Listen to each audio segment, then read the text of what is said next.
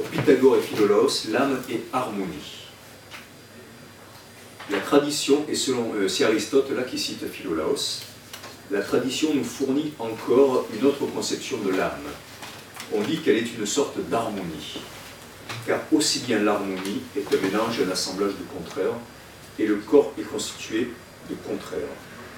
Et Nicomaque de Géras dit, selon certains, d'accord avec Philolaos, l'expression de médiété, c'est-à-dire du milieu harmonique, viendrait du fait qu'elle se retrouve dans toutes les harmonies géométriques. Toujours selon eux, le cube est une harmonie géométrique, parce qu'il se trouve harmonisé selon les 3 dimensions.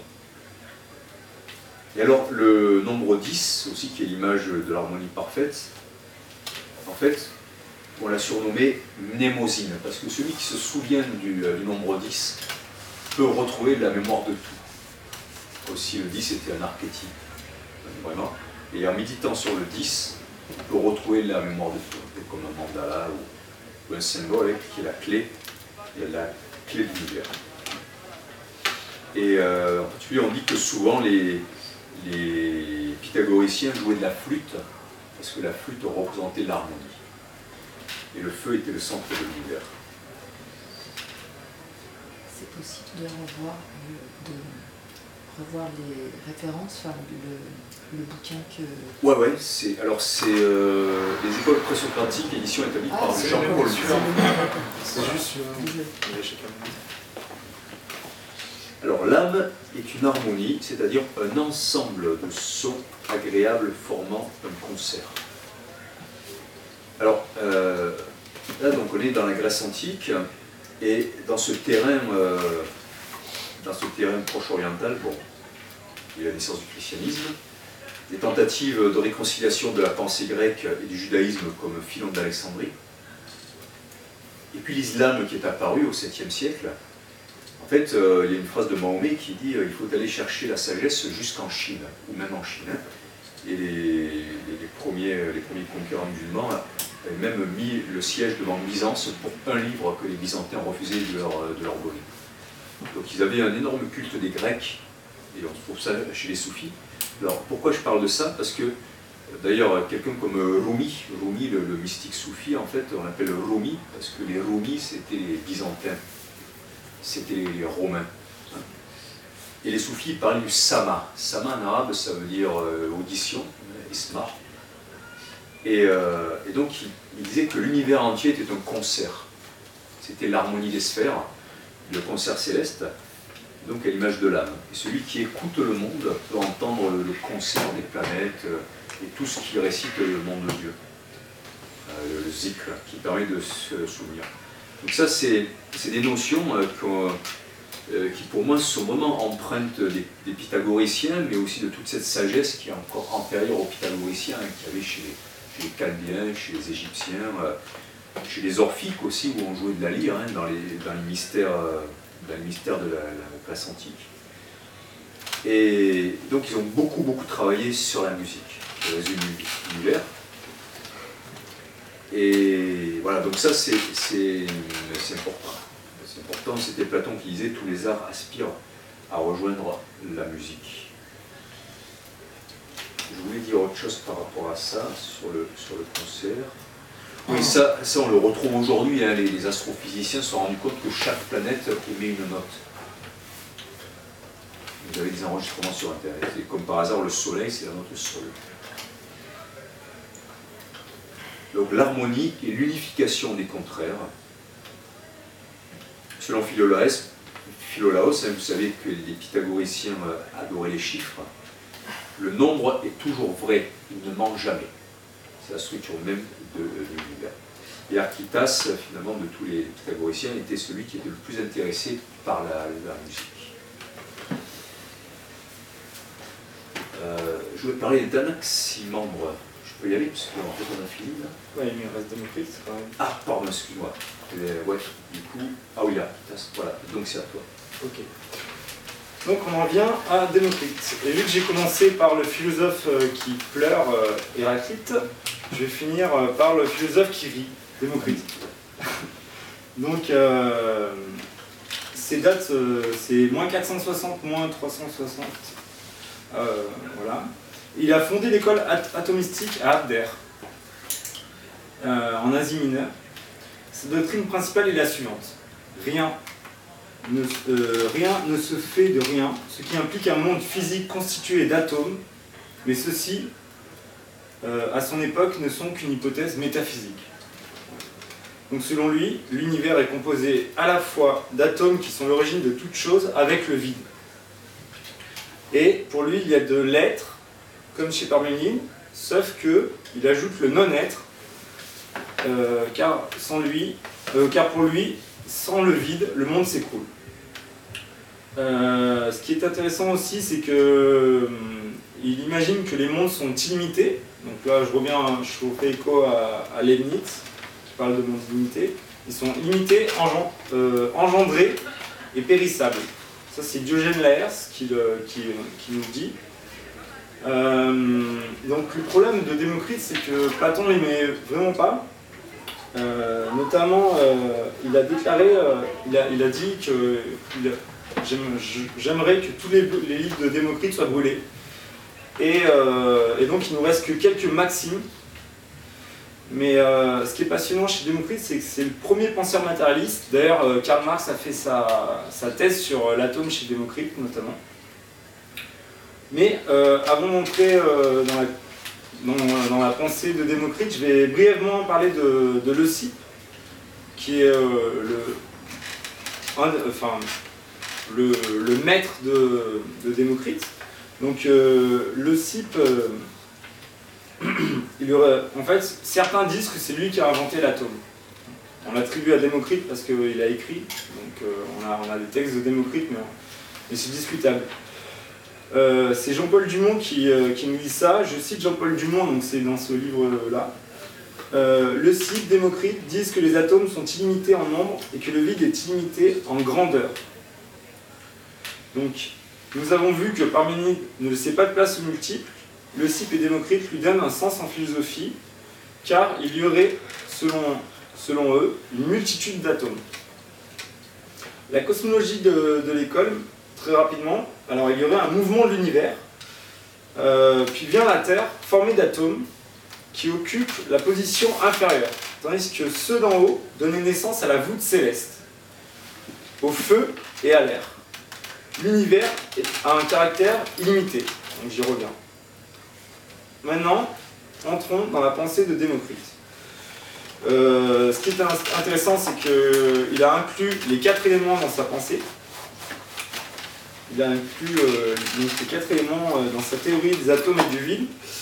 Il a vécu à la même période, donc je disais, qu'Héraclite, et il serait mort à 100 ans. On raconte qu'il se serait laissé mourir en se privant de nourriture. Et on peut enfin noter sa biographie que Protagoras, le sophiste, fut son élève, et puis après il a décidé de partir en Perse. Et il a influencé Épicure. Donc selon lui, toutes les choses sont produites par le destin. Donc là on peut penser à Nietzsche, ce que j'évoquais tout à l'heure, de sorte que le destin apporte la force à la nécessité, et la nécessité, ça fait plus penser à Spinoza, donc à l'ontologie spinoziste. Il pense aussi que toutes les choses sont nées de la fortune, autrement dit du hasard.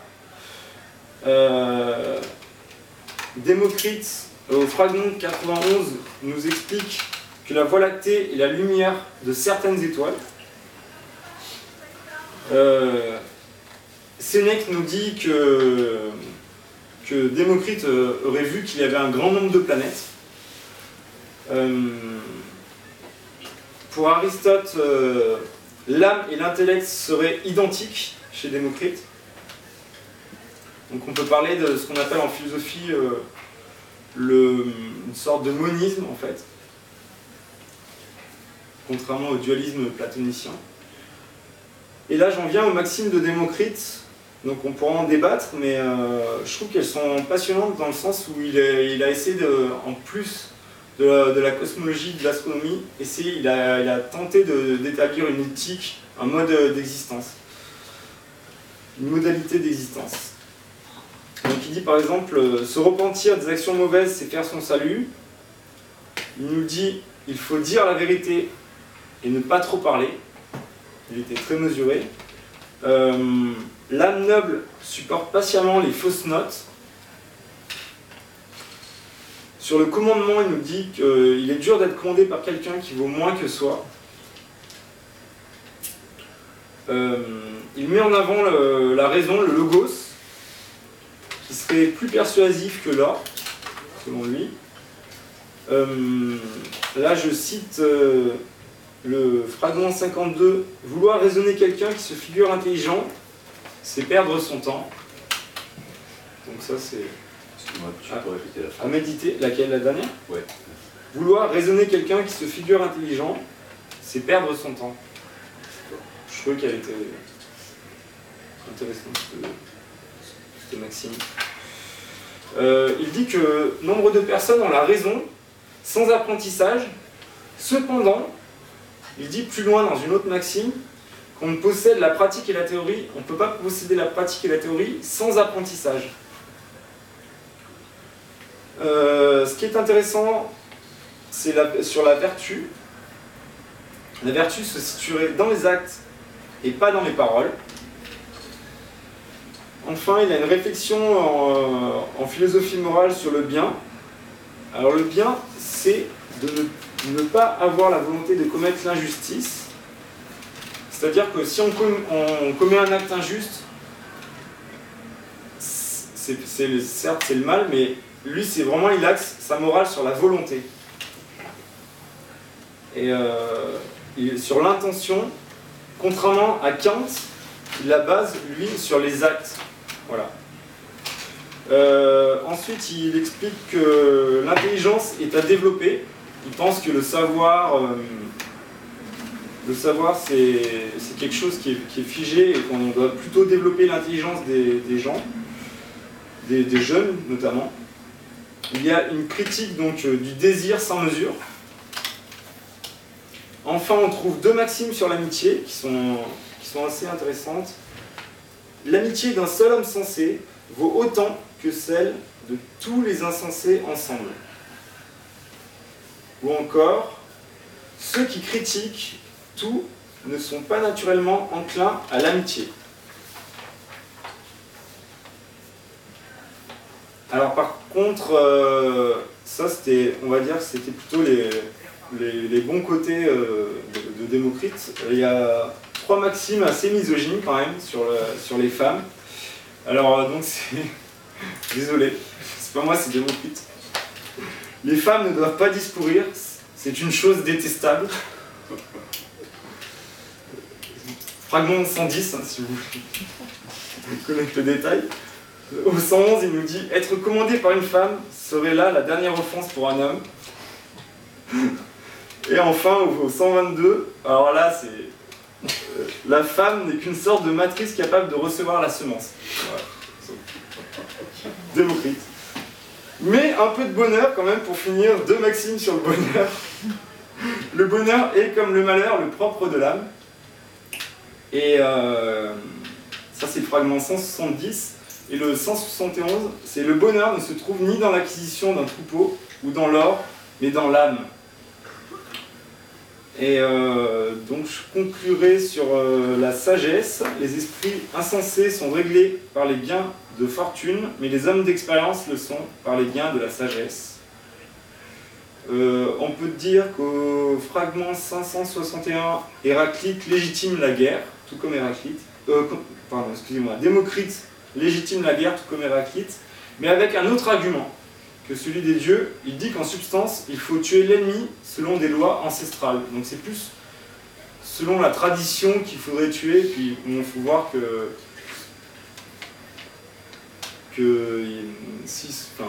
c'est surtout de l'autodéfense pour Démocrite, plus que aller faire la guerre, je pense. Voilà. Et enfin, je finirai juste avec des fragments. Alors ça, c'est vraiment la conclusion qui m'a posé vraiment un gros questionnement, parce qu'on attribue toujours cette phrase à Socrate. Et là, c'est des fragments non authentiques qui seraient tirés de sentences gréco-syriaques. Donc, Démocrite aurait dit « Moi seul, je sais que je ne sais rien ». la fameuse phrase de Socrate serait peut-être de Démocrite. Ou encore, il aurait déclaré « Je ne sais qu'une seule chose, c'est-à-dire que je ne sais pas ». Voilà. Donc après, si vous voulez les références, là j'ai cité, et puis j'ai fait un peu des périphrases, mais comment dire, si vous voulez les références précises, je peux soit vous l'envoyer par mail, ou soit vous les donner. Voilà. Pour la pensée de Démocrite. Tu avais voulu que je conclue, en tout cas que je dise des choses. Toi, tu as fini tous tes Ouais, auteurs.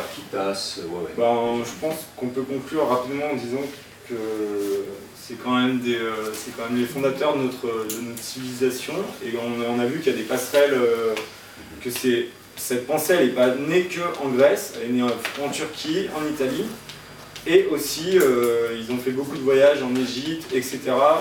Et qu'est-ce qu'on peut dire de plus Alors, il y a eu beaucoup de découvertes,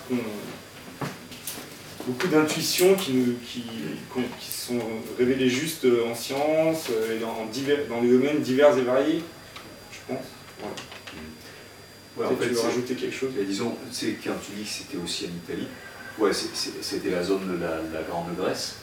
Oui, c'est la Grèce et ses colonies. Voilà, la Grèce et ses colonies.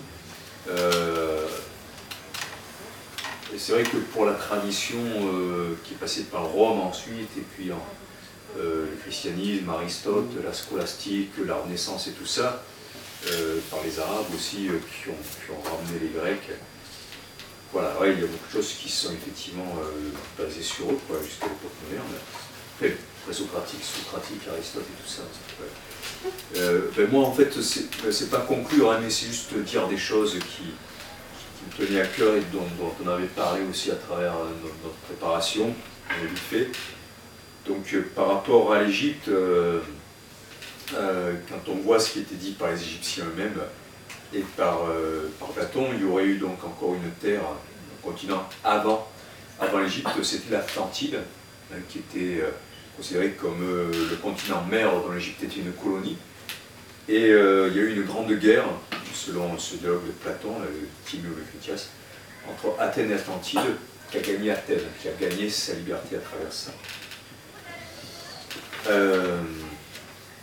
Ah oui, voilà ce que je cherchais à dire par rapport à l'islam et l'héritage des pythagoriciens, c'est les Alaouites et les Druzes. Les Alaouites, c'est une branche du chiisme dont fait partie la famille Assad, par exemple, il y en a pas mal en Syrie. Et comme chez les Druzes, il y aurait des éléments de pythagorisme, encore autant dans ces branches assez secrètes et un peu hérétiques, on va dire, de l'islam. En particulier, chez les Druzes, il y aurait des croyances dans la réincarnation. Ils sont très secrets, donc c'est dur de savoir. On trouve des livres comme sur ça. C'est toi qui m'avais dit que, selon Platon, pour forger une cité, il faut forger des mythes. Donc cette idée d'un mythe fédérateur, oui, c'était qu'on avait préparé à partir de ça. Et du coup, moi, ça m'avait fait penser à un livre de Susan George, la fondatrice d'Attaque, que j'avais lu il y a quelques années. Je sais pas comment ça s'appelait. Ce livre-là, c'était sorti en 2012. Et en fait, à la fin de... Oui, leur crise, nos solutions. Et en fait, elle disait que l'Occident avait besoin de nouveaux mythes, dans le sens grec, c'est-à-dire de nouveaux rêves, de nouvelles projections, d'un nouveau modèle. Parce que le mythe est une façon de raconter le passé, un passé et un présent. Théoriquement, ce n'est pas une manipulation.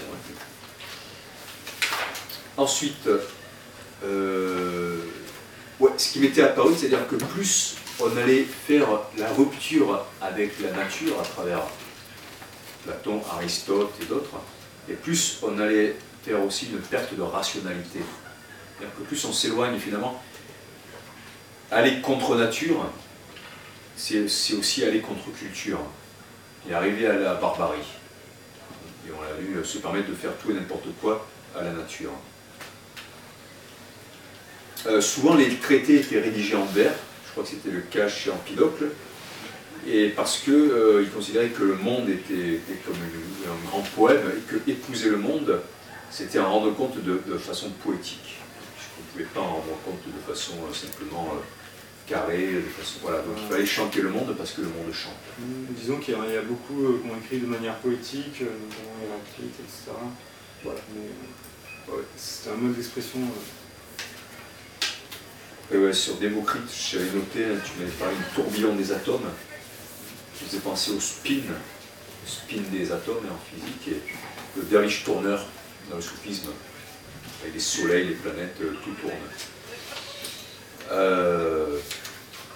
Voilà, j'ai fait le tour de l'univers sensible, dans lequel nous-mêmes on est sensible en résonance, même si effectivement il y a la raison plus que par rapport à leurs prédécesseurs. Bon, juste merci. Merci. Désolé d'avoir été un peu long, peut-être. Oui. Petite précision, le spin c'est l'électron, hein. C'est pas tout l'atome. C'est les électrons uniquement. Les électrons et peut-être d'autres choses aussi. Mais oui, le maître en même est immobile au milieu des derviches et c'est les disciples électrons qui tournent que l'atome. Par contre, quel est le nom de celui à qui on attribue la parole, bien que peut-être avant, mais en tout cas avant Démocrite, à qui il a volé la notion de l'atome, là, c'était qui? Le Cyp. Non, il n'a pas volé, c'était son maître. Ils ont travaillé ensemble, c'était comme... Le Cyp était le maître de Démocrite. Ouais. Oui. Mais non, il lui a pas volé, c'est juste que... D'accord. C'est juste que le Cyp n'a pas écrit. D'accord. Voilà. Et c'est Démocrite qui a quand même... comment dire, réfléchi le plus sur les atomes et le vide. Voilà. Alors que le Cyp, lui, a juste dit que peut-être il y aurait des atomes. Voilà, alors tandis que Démocrite a vraiment conceptualisé, on va dire. Voilà pourquoi l'histoire a retenu Démocrite et non le Cyp. Voilà. D'accord. Et c'est vrai que c'est une intuition assez intéressante, bien que maintenant on y retourne en disant que le vide n'existe pas, il y a l'énergie noire, je ne sais pas quoi, bon, ça c'est un autre problème, mais c'est quand même une intuition assez forte. Est-ce qu'on n'en a pas trouvé des traces chez les Égyptiens ou les Babyloniens ou les Mésopotamiens, des choses comme ça, ou même Vallée de l'Indus peut-être? Moi je sais pas, je suis pas spécialiste de ces civilisations. Sur les atomes, tu dis? Sur cette notion, voilà, ça ne viendrait pas de l'Atlantide, ou je ne sais pas, enfin bon, c'est encore... je suis pas spécialiste. Ouais. Pas répondre. Sur les civilisations. En fait, le truc, c'est que quand même, plus on remonte à travers l'histoire et plus on est dans une religion, dans une mystique. Et le monde matériel, c'est pas une fin en lui-même. Qu'on se préoccupe moins de savoir quelle est sa structure. Après, le problème, c'est que comme les gens n'écrivaient pas, c'est difficile de savoir. Le zoroastrisme, c'est encore plus ancien que les présocratiques, hein, si on écoute les Perses, au IXe siècle, c'est ça à peu près. Et puis bon, Héraclite, non, le premier là, Thalès est contemporain du Bouddha. Il y avait des liens, hein, on pense par la route je crois que c'était la route de l'Ambre, par différentes routes. Donc il y avait quand même des choses qui circulaient, et puis peut-être une source commune aussi. Mais ce qui est clair, c'est qu'il y a quand même beaucoup de choses qui ont commencé en Perse, avec aussi la diffusion des anciens peuples européens. Là, au début, je parlais du miracle celte qui a eu lieu à une époque. Là aussi, c'est intéressant, il y a des choses qui sont dont il reste pratiquement rien. Alors, peut-être qu'il ne reste rien. de tangible. Que l'époque, ouais, en tout cas. Par contre, il y a des théories, alors est-ce que c'est fumisterie ou je sais pas quoi, comme quoi ils avaient aussi une écriture, même peut-être même datant d'avant, avec l'histoire de Bézel ou je ne sais quoi, chez les Celtes, on ne sait pas trop. Hein, et puis le fait qu'on dise que tous ces présocratiques, beaucoup étaient, donc c'était un enseignement oral alors. Ils n'écrivaient pas des masses. Un petit peu quand même.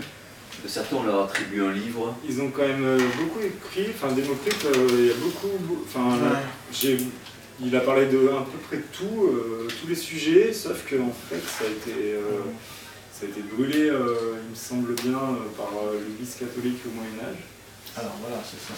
Donc, disons qu'ils ont un peu écouté Platon en fait, quelques siècles après. Aristote. Disons que c'est Platon qui a mis un petit peu sur... Non, c'est juste que Plotin était platonicien et peut-être ça dérangeait l'Église des pensées multiples, quoi. Je sais pas. Oui, mais je veux dire, l'enseignement de Socrate a été mis par écrit par Platon. Oui, D'accord. Mais après, moi, je distingue le Socrate historique du Socrate de Platon. Oui. Tu veux dire par une sorte de biais de... Il y a d'autres doxographes qui ont décrit Socrate de manière un peu différente de l'idéalisation de Platon. C'est on peut pas savoir. Et c'est quelques noms de ces doxographes? J'ai pas en tête. D'accord. Là, vu que j'ai pas étudié Platon, ce sera pour la prochaine conférence. D'accord. Il a parlé de zoroastrisme, là, Avesta, ça a été écrit à quelle époque? Je crois que c'est Eugène. Parce que Avesta, c'était écrit pour la C'est vachement mieux, c'est le masdéisme, si je ne me trompe pas, donc c'est antérieur à Zoroastre, puisque Zoroastre était un réformateur. Oui. Et le masdéisme, lui aussi, il a voulu abolir les sacrifices sanglants, tout ça. Oui. Donc je veux dire, ça a été mis par écrit en partie. Mais l'Avesta, je ne sais pas si c'est. Ça doit être après, je pense. Hein. En fait, c'est toujours mis par écrit après, c'est-à-dire que les copies qu'on a des Védas, de l'Avesta, tout ça, c'est souvent très tardif. D'accord. Et donc, si on écoute les traditions elles-mêmes des gens, ça remonte à très longtemps. Hein. D'accord. Vous avez beaucoup parlé de l'écriture. Est-ce qu'on a une idée, ça m'est venu comme ça, à partir de quand les Grecs, l'écriture, on connaît un peu l'histoire de l'écriture, en Mésopotamie et tout ça, les Grecs, quand ils ont écrit d'emblée avec de l'alphabet ou ils avaient une autre écriture avant? Non, c'est très ancien, c'était avec un alphabet. Ouais. Alors l'alphabet, soi-disant le mot Aleph ou Alpha, tout ça, ça a été un petit peu rapporté plutôt aux Phéniciens. Hein. C'est eux, comme peuple de la mer, qui auraient inventé l'alphabet, ou même avant eux. Hein. Ouais, Ougarit, c'est là qu'on a retrouvé en Syrie la première... Comme quoi, ça a influencé l'alphabet juif et grec. Alors, ça ouais, là j'ai une planche, mais là, Justin, je vais demander, est-ce que